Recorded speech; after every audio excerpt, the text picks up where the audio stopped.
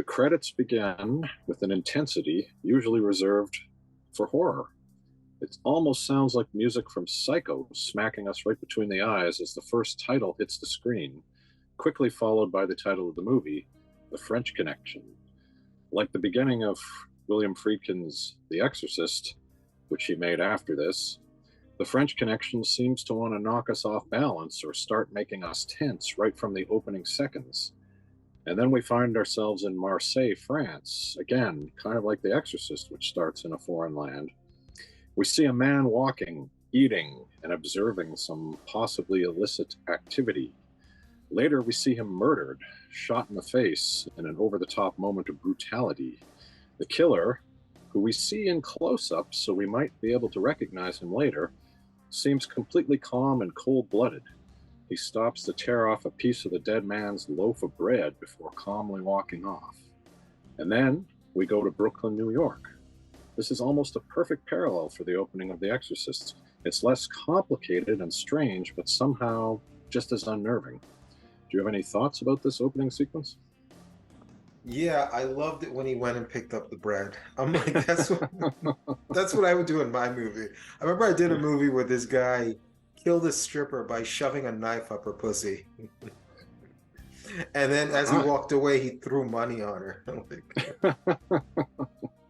Nice. I remember I had another scene where, just when I was actually in this scene, I was directing myself, where Hooker's in revolt, and he was paying off this hooker to like keep quiet or something. Then he shoved a dollar bill in her mouth, and then and then he took his gloves and just smacked her across the face with it as he walked out. But just stuff like that, where it's just like insult to injury, or just like, funny things like that, where you just have cruelty mixed with humor, or violence mixed with humor. To me, that's what stood out to me, is the in-your-face violence, where immediately we see someone get shot in the face, and then it's cut with the humor that he ate some of the bread. Yeah. And like you said, there's so many patterns that you see developing with filmmakers. Like, they have certain things they like to do, certain way of doing things. And I won't repeat all of the things that you mentioned, but another thing that I noticed as well, to add to what you already mentioned, as far as patterns we're seeing with this filmmaker, is he doesn't like a lot of big stars. Like, he likes people who are just known for this role in his movie. Like, they're not known for something before, so you're more immersed in the film because you're not watching a movie star. You're watching this guy. And if you have a movie star, they're just gonna be synonymous with, this is a Tom Cruise movie, this is a Jack Nicholson movie. No, this is a William Friedkin movie, and you're watching real people on screen. You're fully immersed in what you're watching. So just to piggyback on some of the things you already mentioned as well. Yeah, totally. So next thing we see is Santa Claus, and he's talking to two little boys. So this is actually a Christmas movie. How appropriately we're talking about this as we're getting very close to Christmas. I had no idea this was a Christmas movie. We were very smart to choose it. So we don't know it yet, but Santa is actually our hero of sorts, Popeye Doyle in disguise. And there's a man nearby buying a hot dog. He's actually Buddy Russo, Popeye's partner. And Buddy walks into a bar and he starts shaking people down. And a man comes from the back and he makes a quick exit. And Buddy chases him out onto the street, and Santa Claus quickly follows. And this is actually the first chase scene of the movie. And this one's on foot. They're running through the streets, and it's pretty gritty and intense. They wind up kicking and beating the suspect. They threaten him. They intimidate him. They want him to give up his supplier. And then Popeye goes into this crazy shtick about Poughkeepsie, which becomes a bit of a theme. And he basically is asking this guy if he's ever been in Poughkeepsie, if he's been picking his feet in Poughkeepsie. And eventually the guy kind of says, yes, I was there. And so it seems to be one of his techniques that he does all the time, because people later in the movie say to him, hey, Popeye, are you still picking your feet in Poughkeepsie? And it seems to me that it's to throw the suspects off balance and get them to admit to things that they may not even have done and they don't understand. And right away, this character of Popeye, he seems not quite admirable. He's very gritty and real, but we're not really sure if we like him. Is he a good guy? Is he a good cop? I don't know.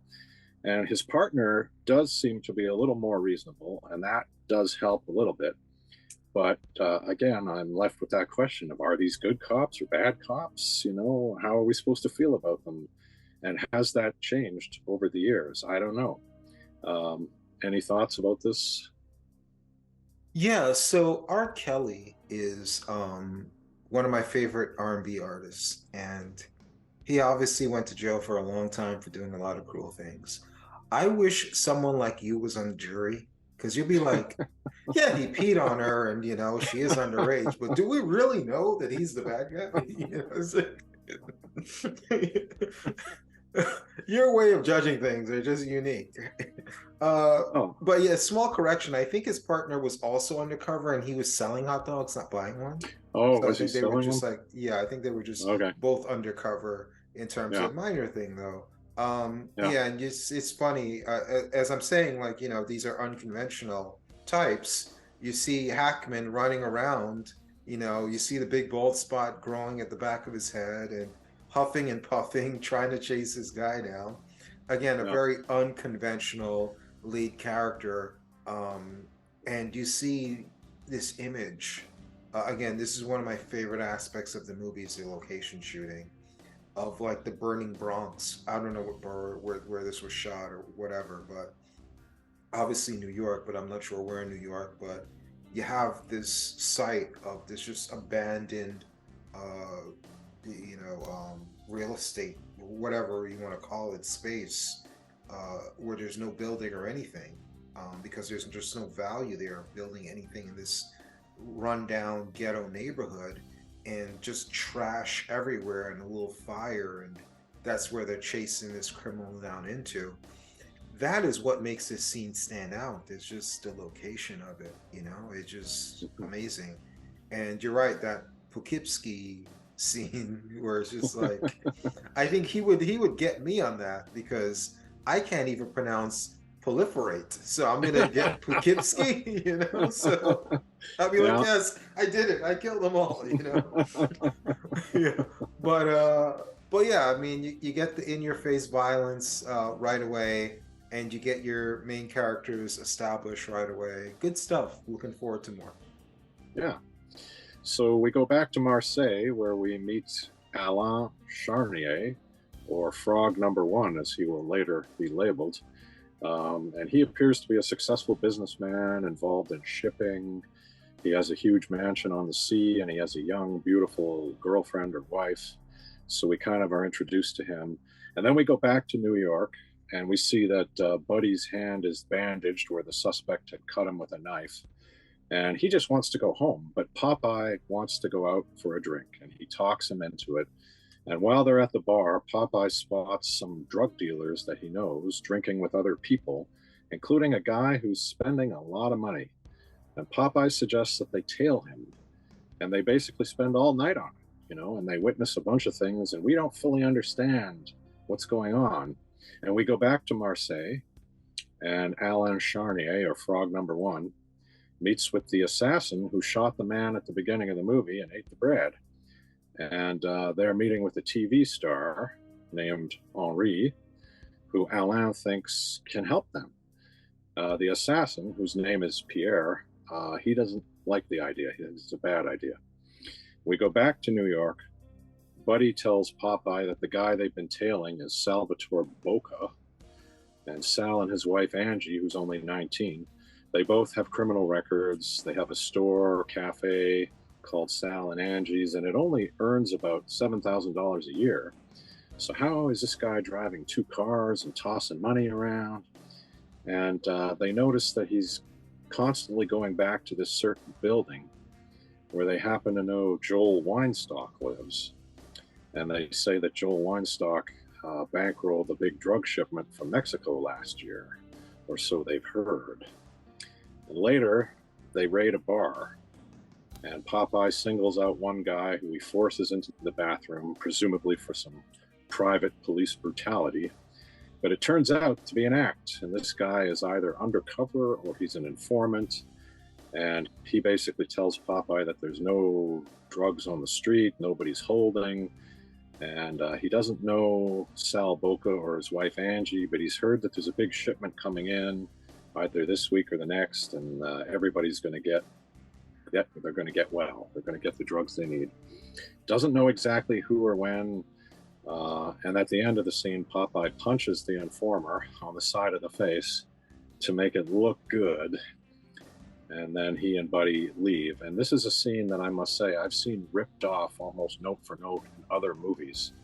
I'm pretty sure one of them was a Fred Williamson movie, but I can't remember which movie it was. But this is a scene that definitely has been imitated, where the cop is pretending to beat on the suspect, but it turns out, oh yeah, he's undercover or he's an informant. So they go back and they tell their boss about it. Man, you're killing me. This is it. This is it. Too much.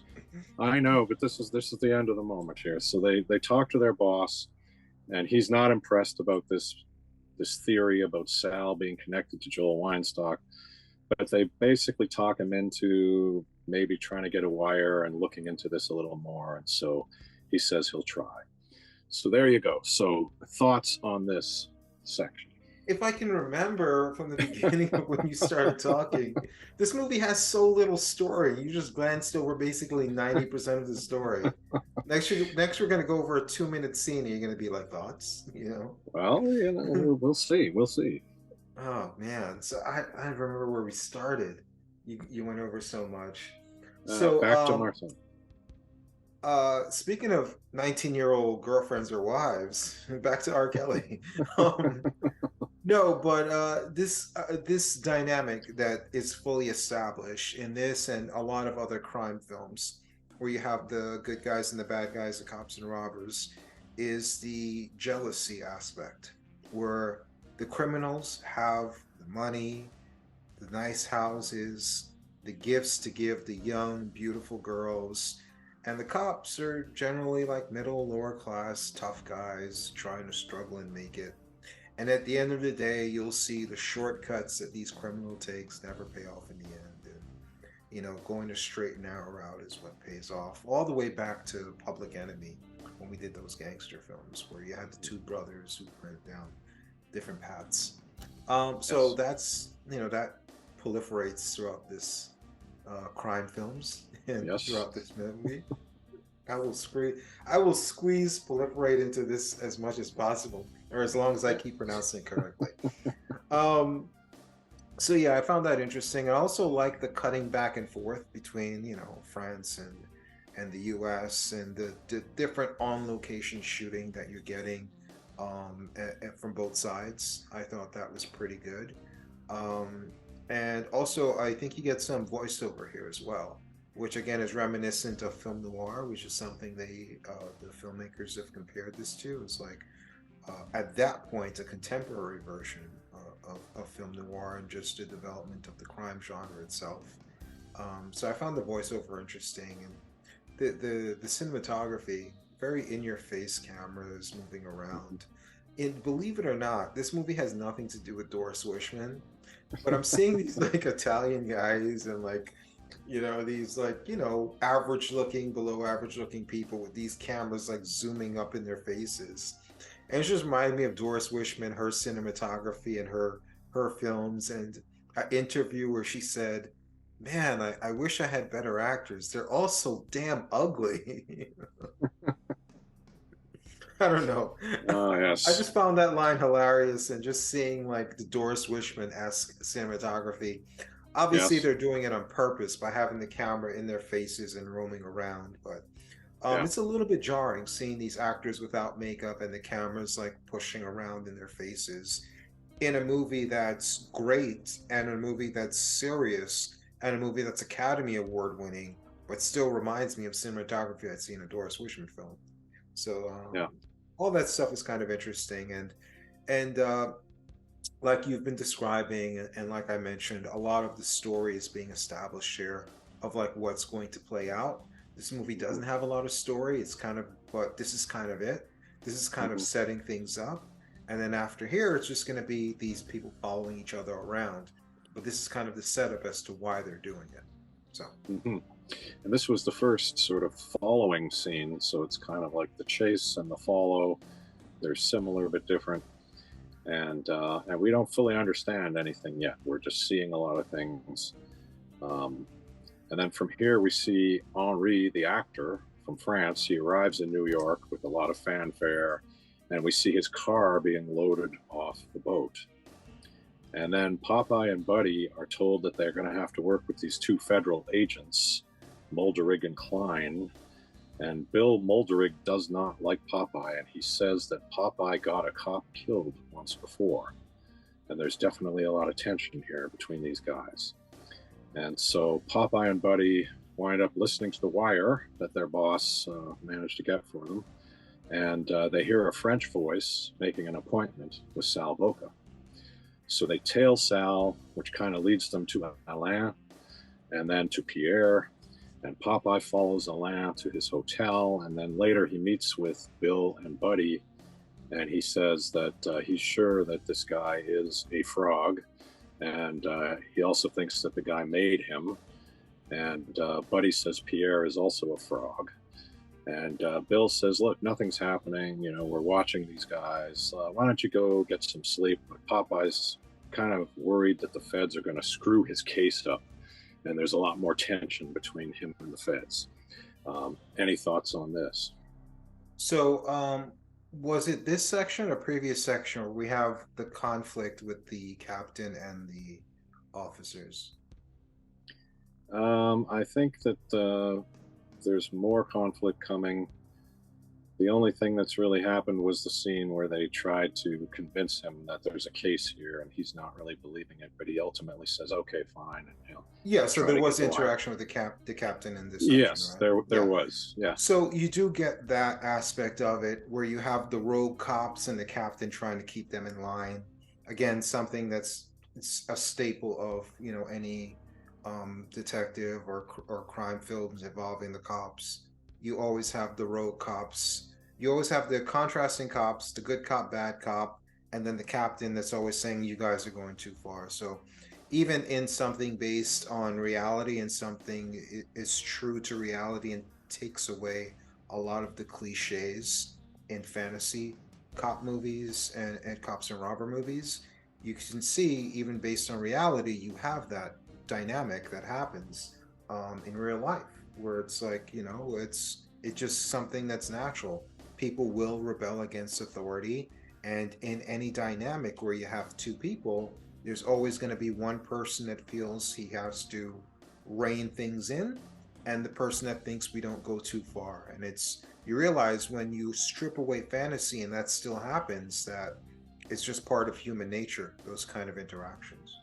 So Yeah, all yeah, that's interesting. And the captain is played by the actual Doyle, uh, yes, Popeye Doyle, Eddie yes, Egan, I think his name is. yes. That's right. Yeah, yeah, that's true.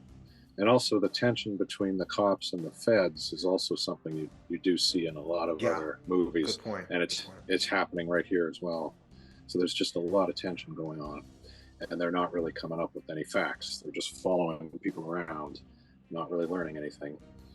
Um, the next thing we see is a man testing some heroin, which he says is 89% pure, the best he's ever seen.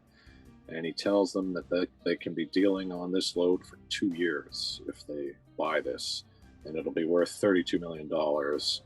And Sal, who's brokering the deal, says that he only wants $500,000. But Weinstock, the guy we heard about, he's a lawyer, and he's kind of stalling. He doesn't want to just get the deal done, and he mentions that Sal's phone lines are tapped. So he knows this. He's got inside information. He knows that the police are listening. He knows that they're being followed. Um, and he basically says, let's just take our time and make sure this is cool. And Sal says, well, they're going to go somewhere else and sell it somewhere else. And Weinstock says, well, let them try. It's not easy to put together $500,000. So then we get to what I would call the big chase number one. We had a chase at the beginning, but this is the big chase number one, where Popeye tries to follow Alain, and Alain tries to shake him.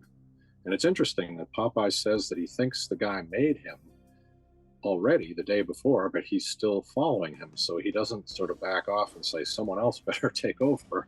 He continues following the guy, even though he's been made. And so I think this is one of the best sequences in the movie. I really love this scene where they're kind of, playing that cat and mouse game. And at one point, Popeye calls in and he says, hey, I'm following frog number one. And meanwhile, they think they're watching him at the hotel. They think he's still in the hotel. And he's like, no, he got past you guys and I'm following him. So this guy's very good at getting away from people and sneaking around. And he basically does the same here with Popeye. He ultimately gets away from him. Luckily, the feds are tailing Sal at the same time, and they tail him to Washington, D.C., where he meets with Alain and tells him that he needs a few more days, and Alain is not happy. And he says, I haven't been in the country for 5 minutes without a cop following me. So the deal has to be made by the end of the week. So Alain and Pierre talk on the plane, and they basically say the police are a problem, and Popeye is their biggest problem. And Pierre says, let me take care of it. And then this is where the boss, the police captain, really gets mad at Popeye and Buddy, and he tells them they blew it. They've screwed this whole thing up. The deal must have already gone down, and they've wasted 2 months of time. And he basically says, get back to work.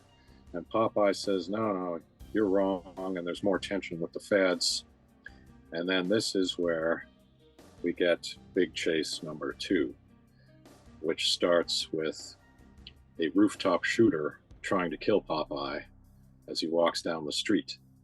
And this is probably, the greatest chase scene in film history.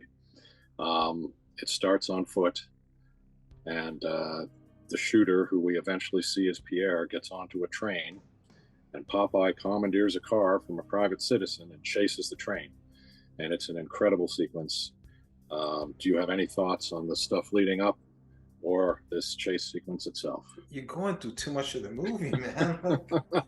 By the time you finish, I forget how much of the movie we've even covered. So there was a great restaurant scene where we see the criminals eating in this beautiful restaurant, and there's just well-cooked steak, and they're just dining on all these different courses. And then outside you have Doyle watching them, freezing cold, and you could see the cold, the air coming out of his mouth as he's cold. And then his partner, Cloudy, comes in with coffee and a cold slice of pizza, and he was like, red or white, joking, as they're drinking coffee, that it's wine. And it's this beautiful shot that starts in the restaurant and zooms in on them outside and then pulls back in. So there's some really good cinematography.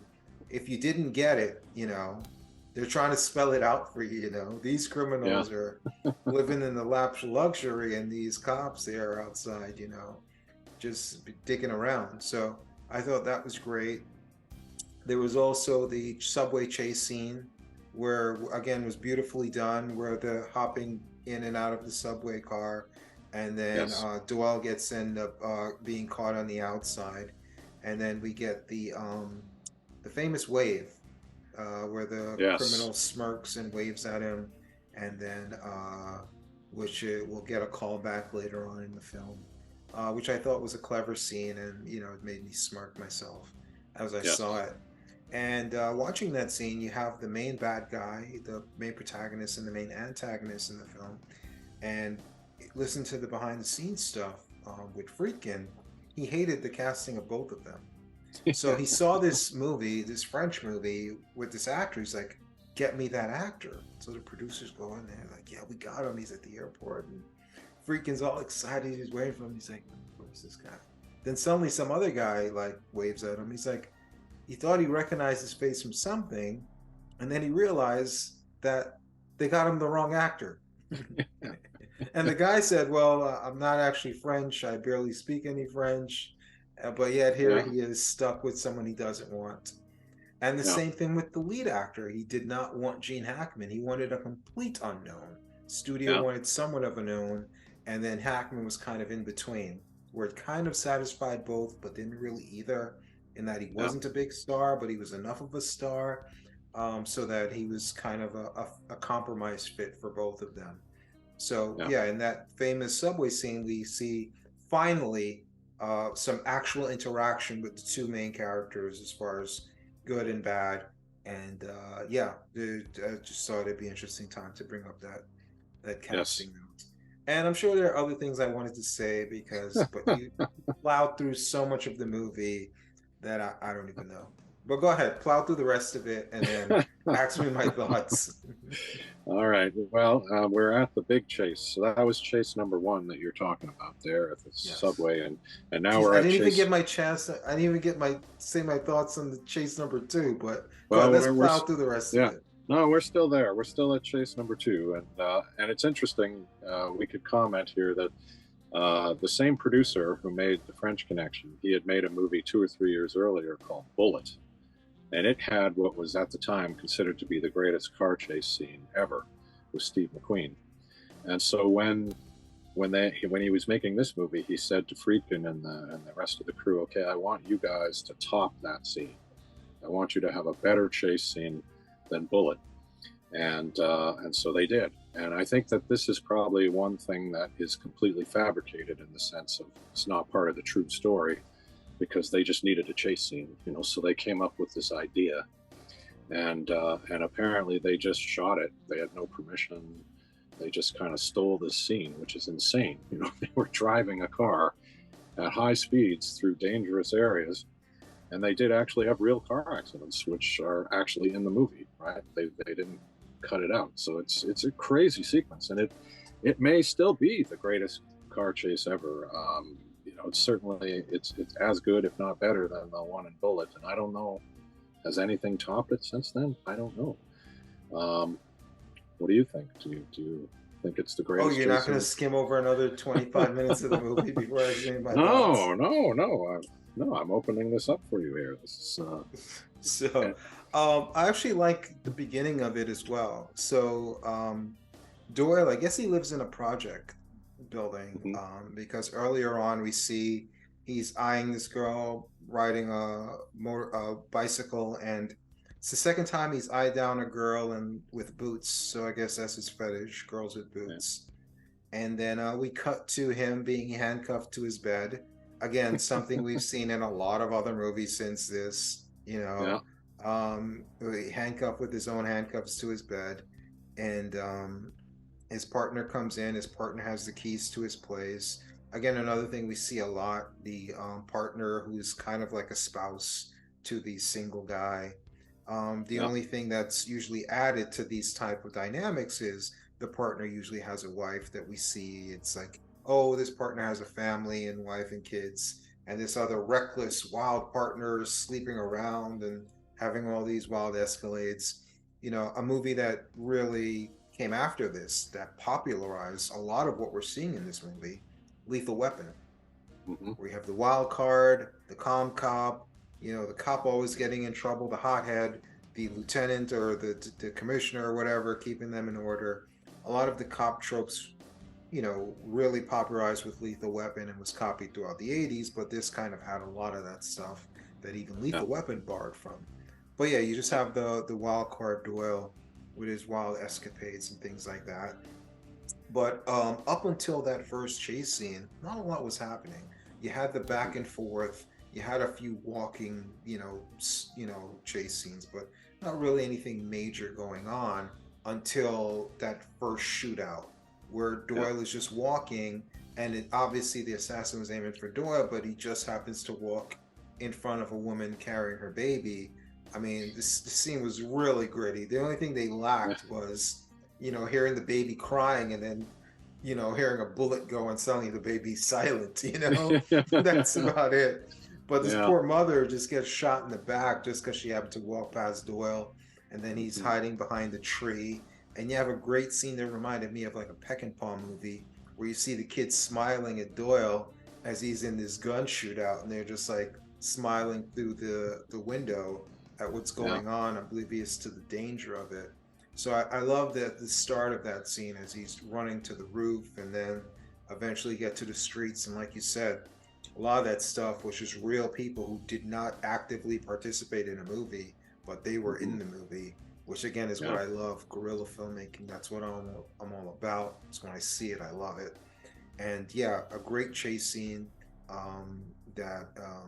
it's why the movie became famous. And it ends with the poster shot of him shooting the assassin in the back. Again, something very controversial at the time.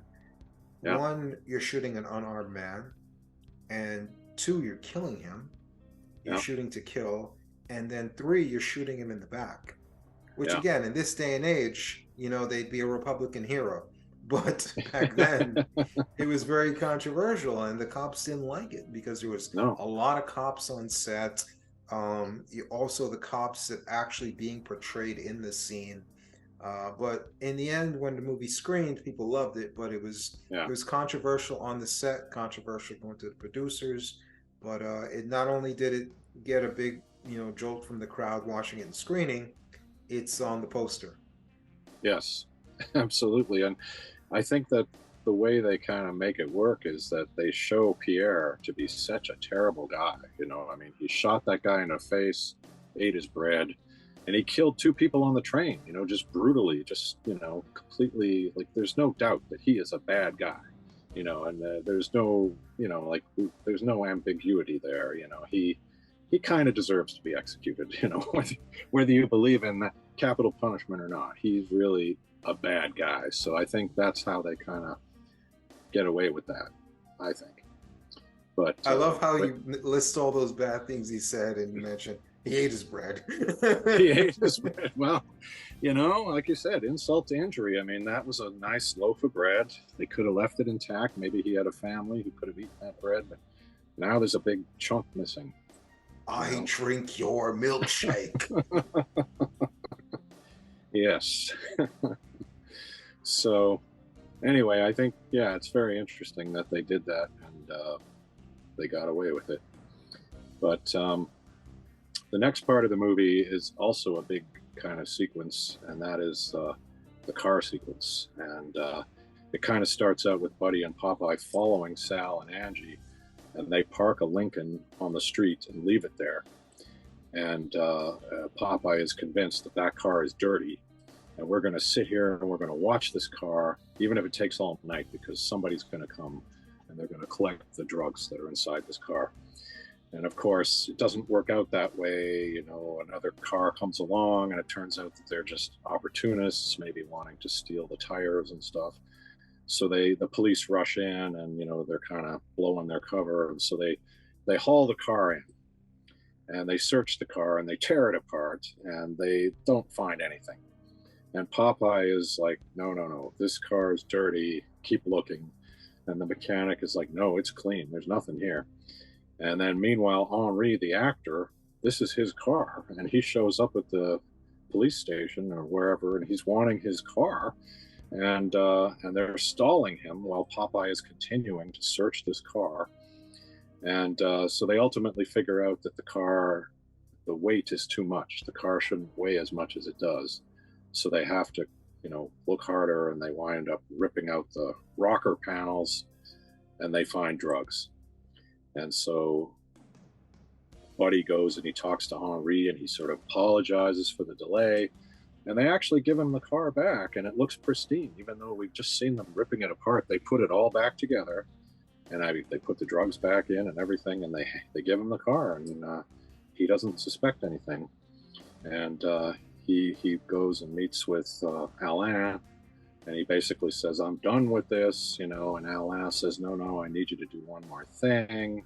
And he warns him that he is an accomplice, so if things go bad, he's going to be one of the people in trouble. And he says, I don't care, and he walks away. And so that's kind of the end of the car sequence. Any thoughts on that? It was a little far-fetched that they were able to put the car back together after ripping it piece by piece and just tearing it Yeah, apart. And suddenly yeah, it's perfect as soon as he walks in. I know this is based on a true story, but that seems a little far-fetched. It's yeah. maybe possible that they found the drugs easier in Hmm. reality, but they had to dramatize it more for the movie. Yeah, That would make more sense because otherwise what we saw them do to that car, there's no way that they would yeah, be able to put it back together flawlessly. Um, yeah. Later on, did we see them touch the drugs in this section? Did you get that far? Section you're Well, talking about? they pulled the drugs out and then they put them back in. So No, we I'm do saying see them. the criminals. Did they? Oh no, no, Okay, no. We don't see I'm going we too don't see far. that. Okay, Yeah. okay, yeah. Yes. But yeah, continue then. All right. So then we're basically coming up to the big finale, which is Alain drives the car to a remote warehouse somewhere, and there's lots of guys there, and they get the drugs out of the car and they run tests, and it's all good, and the money is brought out in briefcases, and the money is loaded into a car that was purchased at an auction earlier in the film, and they celebrate, and then they drive off in this car, and Alain runs into a roadblock, and this is where Popeye is there waving at him, calling back to the moment on the subway. And so the police have blocked everything off. There's no way out. So he turns the car around and they go back the other way. The cops kind of move in and they start busting people, and there's a big shootout. And Alain runs off on foot. And Popeye chases after Alain in the dark warehouse tunnels. And this is where we come to the really dark kind of ending where Popeye accidentally shoots and kills Mulderig, who is one of the federal agents that he's been disagreeing with throughout the whole movie. There's a real tension between these guys. And Popeye seems completely over the edge at this point. He's convinced that Alain is there somewhere, and he kind of runs off to find him, and he disappears from sight, and then we hear a single gunshot ring out, and the screen goes black. Thoughts on this? Yeah, I think you were really determined to finish this in one section, man. I think you got to go to bed or you got a writing assignment because I haven't seen you gun through a movie like this since Woman Under the Influence. Ah, wow. But, Well, but yeah, two of the better moments in the film, at least. The Wave by Doyle, which is the callback, like, previously mentioned by both of us. And then the ending where he kills another cop and then it ends with a gunshot. We don't know whose gun or who's being shot. And, it just goes to black, leaving it mysterious. And there wasn't a lot of character development. There wasn't a lot of story. There wasn't a lot of arc to the character of Doyle. But this was one aspect that they did emphasize with him is his obsession. And he's so obsessed that he ends up killing another cop. And he doesn't even have an emotional reaction because he's so like in the moment of like, this guy cannot get away. He's just so obsessed with his job and so obsessed with getting the criminals in. It'd be nice to know like where this obsession is coming from or like why he's like this or something about the character. We don't get that, but we do get the fact that, this is who this character is, good or bad or indifferent. This is who he is, and this is who he is for better or for worse. It makes him a good cop, and it also makes him a reckless cop. And then, I don't think this movie could have ended any more apropos or whatever phrase you want to put in there that makes it seem like, this is the only way this movie should have ended. Yeah, I agree. And they do give us title cards at the end that sort of explain what happened to all the characters. And the general feeling you get is that not much came of this, really. Like, most of the people didn't get punished or a very, very brief punishment. The guy who got the most punishment was the actor, which is interesting. The actor who really didn't do anything except drive the car over. But so it's kind of a dark, noirish ending in a way.